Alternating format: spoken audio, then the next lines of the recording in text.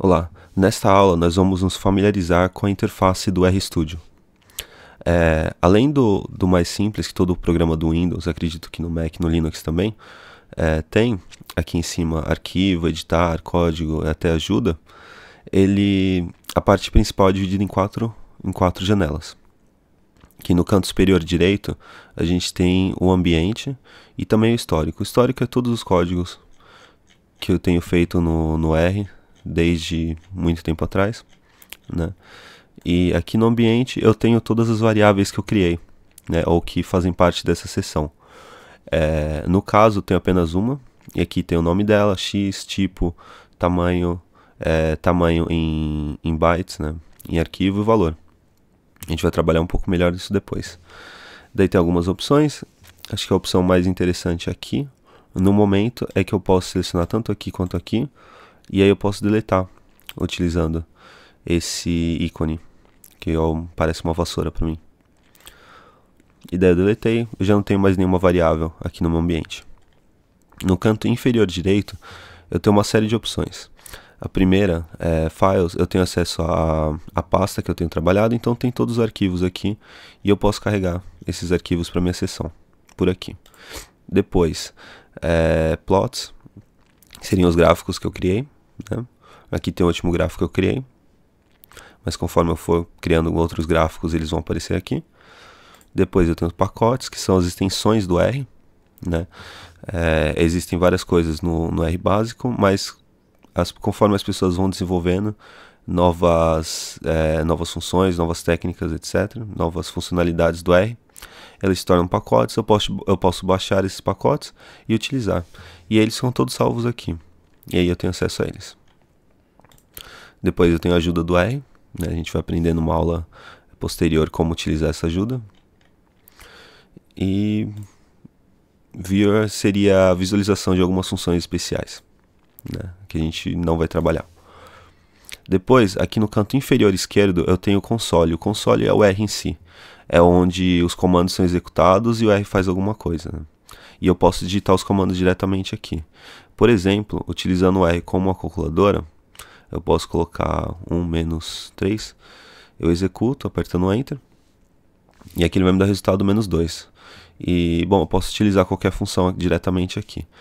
Porém, o normal, comum, o mais prático é não utilizar diretamente no console, mas sim aqui no canto superior esquerdo, onde eu tenho os scripts, que é onde eu escrevo minhas funções, meus códigos, e daí eu executo aqui, né?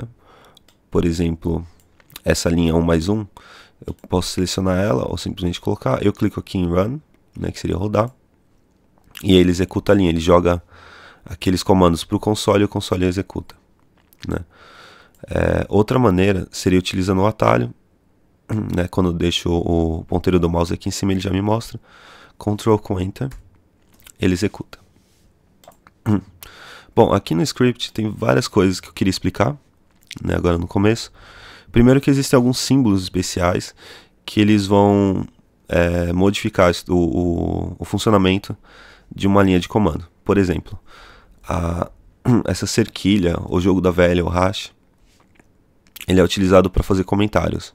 Então, qualquer coisa que eu escrever depois da cerquilha, o R não vai ler como uma função, como uma coisa do R. Ele simplesmente vai ler a linha e me mostrar a linha. Ele não vai executar nada. Aspas, tanto essas aspas duplas quanto aspas singulares, também funcionam para comentários. Se eu executo essa linha, ele vai me dar como... Ele não vai ler como uma função, né? Vai ler como um objeto. Em algumas funções, as aspas são utilizadas. Algumas não, muitas funções. E a gente vai trabalhar isso posteriormente. Bom, nos comandos básicos, você pode utilizar o R como uma calculadora. E aqui eu tenho alguns exemplos. 1 mais 1, 2 menos 1. O asterisco é utilizado como sinal de multiplicação. Então 3 vezes 4. E a barra como sinal de divisão. Então 6 dividido por 3. Esse acento circunflexo, ele é utilizado como sinal de potenciação. Então aqui seria 2 elevado a 3, dá 8. E por fim, um outro código que não é tão utilizado assim, seria o sinal de porcentagem barra sinal de porcentagem. Isso seria a divisão de números inteiros. Ou seja, 5 dividido por 2 daria 2,5. Porém, quando eu utilizo esse símbolo, ele vai me dar um número inteiro, ele vai arredondar. Então 5 dividido por 2 vai dar 2. Depois, eu tenho o sinal de igualdade. A igualdade matemática, né, idêntica, você precisa escrever 2 sinais de igual. Quando você põe apenas um sinal, o R vai entender que você está criando um objeto novo ou dizendo que um objeto é tal coisa. Eu vou mostrar isso depois. Mas para utilizar o sinal normal de igual da matemática, são 2 sinais de igual. Então aqui eu vou mostrar uma coisa que o R utiliza muito, que é verdadeiro e falso. Quem já está acostumado com programação conhece isso, né? Então 2 mais 1 igual ou idêntico a 3. Ele vai me dar que é verdadeiro. Se eu colocar 2 é igual ou idêntico a 3 e executar essa linha, ele vai me dar que é falso. Depois a gente tem os sinais de menor que e maior que, e vai funcionar da mesma forma, né? 2 menor que 3, verdadeiro. 2 maior que 3, falso. Eu posso colocar 2 menor ou igual a 3, 2 maior ou igual a 3, também funciona. Eu já comentei sobre criar objetos. Existem 2 maneiras de criar objetos. A maneira clássica do R, desde o começo, desde que inventaram o R, é utilizando esse sinal de menor que e sinal de menos, que seria como se fosse uma seta. Mas também, nas últimas versões do R, você pode utilizar o sinal de igual, que é como em outras linguagens de programação as pessoas utilizam. Então aqui eu vou criar um objeto chamado x, e aqui eu vou dar a ele o valor 5. Eu executo, ele aparece aqui no canto superior direito. E daí eu posso realizar operações, usar funções em cima desse x. Então se eu escrevo aqui no console x e aperto Enter, ele vai me dar o valor dele, né? Ou os objetos contidos nesse objeto, tudo que está contido nesse objeto. E eu posso realizar operações com ele. Então x mais 10. Eu executo, dá 15. Aqui x mais 2 vai dar 7. E daí eu posso modificar o x também. O R não exatamente modifica, ele cria, ele deleta e coloca em cima, né? Ele apaga o anterior e cria um novo. Então não é exatamente uma modificação. Então eu vou criar um x aqui igual a 4. Eu executo a linha, você vê que aqui ele mudou no canto superior direito. X não é mais 5, x é 4. E toda a operação que eu realizar com esse x, ele vai ter o valor de 4. Depois, o parênteses, eles são utilizados em funções, né? Uma função, como eu já expliquei no outro vídeo, ela vai ter o seguinte formato. Esse é o nome da função, parênteses, argumento, vírgula, argumento, né? Por exemplo, a função mais básica do R é essa função chamada C. Ela é uma função que concatena elementos de um objeto. Então eu vou criar um outro objeto aqui chamado x, vou concatenar e os argumentos dele seriam os elementos, né? Então eu vou concatenar 1, 2, 3. Eu executo e aqui eu tenho um outro objeto, né? O mesmo objeto x, ainda tipo numérico, tamanho 3, e os valores 1, 2 e 3. Quando eu executo ele aqui, ele vai me dar os 3 valores. Você percebe que quando eu crio esse objeto, ele não imprime, não me mostra o objeto. Porém, se o código eu colocar entre parênteses, ele vai imprimir o objeto, né? Isso é uma das funções do R. Seria a mesma coisa que eu simplesmente executasse x. Ou, para alguns objetos, você tem que utilizar essa outra função chamada print. Print significa imprimir em inglês. Eu executo, ele me imprime. É interessante que, se você não complementar uma função aqui, ou um objeto, coisa do tipo, se o código tiver com erro, o RStudio vai mostrar com esse X aqui vermelho. E ele vai me explicar aqui por que eu tenho um erro. E no R, quando você começa uma função você não termina, ou uma linha não termina, o R entende que o código não está completo, ele vai buscar mais coisas nas próximas linhas. Ou seja, você não precisa escrever tudo o que você quer fazer numa linha. Você pode deixar incompleto na primeira linha, desde que nas próximas você termine esse código. Aqui, por exemplo, eu coloquei X e abri o parênteses, mas não fechei. E no R você sempre precisa fechar o parênteses. Então ele vai me dar um erro aqui. Em todas as próximas linhas que ele vai estar buscando o código, ele vai mostrar que existe um erro. E ele vai começar a acumular erros, como você pode ver aqui. Daí, uma vez que eu deleto essas linhas com erro, todos os erros posteriores vão ser apagados. O próximo símbolo seriam esses 2 pontos. 2 pontos no R funciona como se fosse até, de um número até outro número. Aqui, por exemplo, 2 pontos 20 significa números de 1 até 20. Então ele vai me dar a sequência toda aqui, 1, 2, 3, 4, 5 até 20. E eu posso utilizar isso para criar objetos. Aqui eu vou criar novamente um X, que vão ser números de 20 a 30. Eu executo, e ele é criado aqui, e aqui ele me mostra valores 20, 21, 23, 24 até 30. Eu posso executar aqui no console e ele vai me dar todos esses objetos. O próximo símbolo seriam esses colchetes, parênteses quadrados.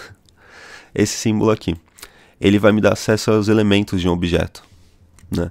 Por exemplo, esse X, ele contém números de 20 até 30, então ele contém 11 elementos, é isso? 11. E cada elemento ele vai ter uma denominação, um número, né? Ou seja, o 20 é o primeiro, o 21 é o segundo, o 22 é o terceiro. Com esse símbolo aqui, eu posso acessar qualquer um dos números. Então aqui eu quero acessar o terceiro elemento do objeto X. Eu executo, ele vai me dar o 22, que é 1, 2, 3, terceiro. Eu também posso acessar números específicos do X utilizando o que a gente chama de operadores lógicos. Ou seja, aqui, por exemplo, eu quero acessar o X, qual elemento eu acesso? Quero acessar o elemento em que X seja maior que 25. Eu executo, ele vai me dar os valores que são maiores que 25, do 26 ao 30. Ou eu posso utilizar o sinal de menor, o X em que X é menor que 25. Outra possibilidade é utilizando esse sinal de e-comercial. Bom, da onde eu sou a gente costuma chamar de e-comercial. E o significado dele é E, né? Então eu vou acessar o X, eu abro esse parênteses aqui, né? Se não me engano é colchetes, bom. Então eu quero os valores em que X é maior que 22 e menor que 28. Eu executo, ele vai me dar aqui o 23 até o 27. Existe outro sinal que é essa barra vertical. Ela significa ou, né? Então eu tenho X, eu quero os valores de X em que X é menor que 23 ou maior que 27. Eu executo, eu tenho aqui 20, 21, 22. Daí do 23 ao 27 eu não quero. Então ele tem os valores que são maiores que 27, 28, 29 e 30.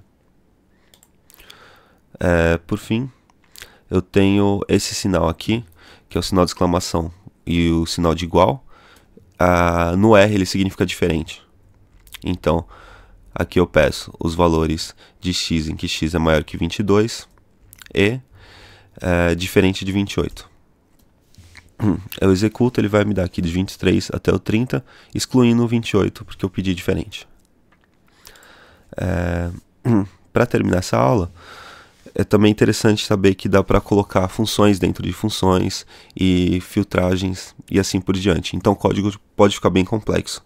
Agora ele parece bem simples, mas essas ferramentas básicas, conforme você for utilizando, você pode criar um código bastante complexo e poderoso, né? Ou seja, você pode filtrar muitas informações e dividir, multiplicar, extrair média, depois criar um gráfico, assim por diante. E como isso funciona? Você vai simplesmente colocando funções dentro de funções e argumentos dentro de argumentos. Aqui eu vou mostrar do nível bem básico, né?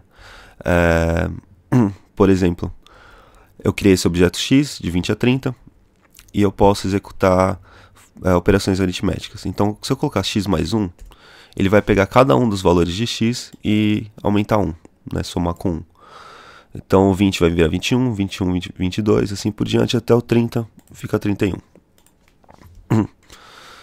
Eu posso também colocar isso dentro de um parênteses e multiplicar por 2. E daí fica bem semelhante às operações aritméticas que a gente aprende lá no primário. Então, x mais 1, que seria isso que eu criei antes, vezes 2. E aqui a gente vê o 21 foi multiplicado por 2, 22 também, e assim por diante até o 31. Como isso pode funcionar quando a gente tiver funções? Eu tenho essa função chamada plot. Ela cria um gráfico de uma forma bem simples. Eu executo. E aqui está meu gráfico. Né?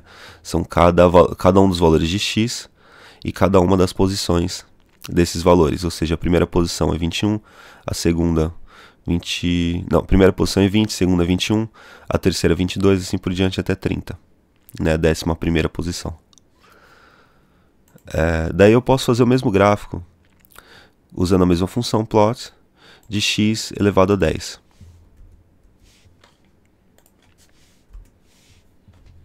E aqui ele vai me dar um gráfico de função exponencial, seria isso? Então, o primeiro valor de x é esse daqui, o segundo, o terceiro, até o 11º valor de x vai dar bem alto. Assim como eu posso escrever uma função dentro da outra, existe essa função chamada log, que ela tira o logaritmo de x. Se eu executar só ela vai me dar esses valores. E aí, só que eu não preciso criar um outro objeto para extrair esses valores para depois fazer o gráfico. Eu posso colocar tudo uma função dentro da outra e pedir para o R executar. Eu executo isso daqui. E ele vai me dar o gráfico desses valores. Aqui. A primeira, segunda, terceira posição até 11ª. E é isso.